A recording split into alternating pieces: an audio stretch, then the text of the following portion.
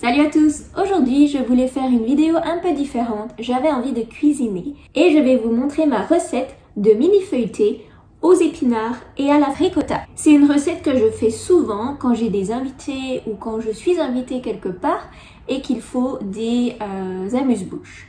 C'est très rapide et c'est assez ça. C'est parti!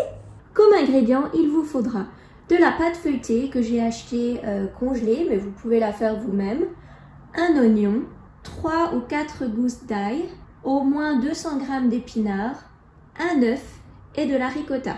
Et bien sûr du sel et du poivre. C'est parti! La première étape, c'est de faire revenir l'oignon avec l'ail dans une poêle avec de l'huile d'olive.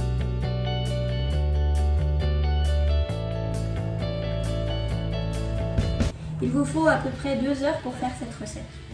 Le temps de cuire tous les ingrédients, ensuite d'étaler sur la pâte feuilletée, de mettre au frigo pour que ça durcisse, de couper la pâte en petits rondins et ensuite de cuire ça au four. On va ajouter les épinards frais.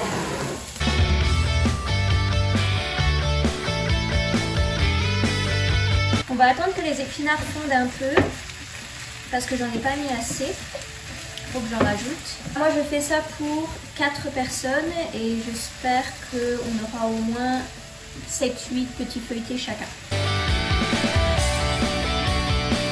Alors maintenant que c'est cuit, on va ajouter ce mélange d'épinards, d'ail et d'oignons dans le bol, dans le récipient. Et on va mélanger ça avec notre ricotta, un œuf, du sel et du poivre.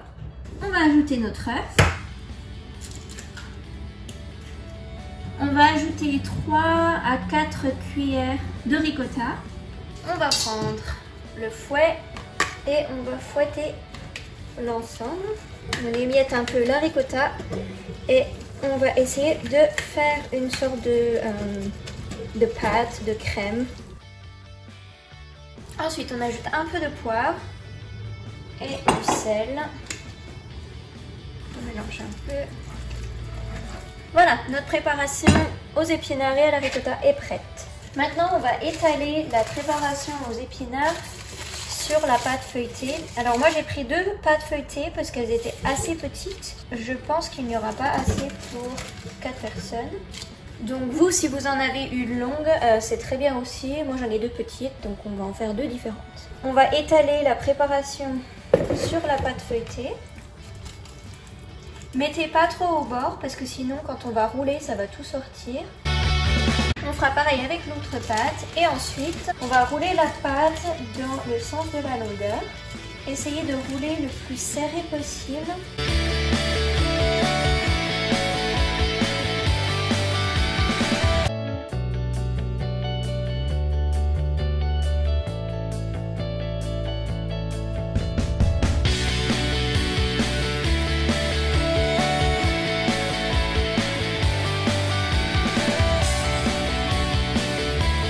Deux rouleaux sont au frigo pour que la pâte durcisse un peu. Je préchauffe le four à 200 degrés Celsius, 400 degrés Fahrenheit en attendant que les pâtes soient prêtes à être découpées et à être cuites.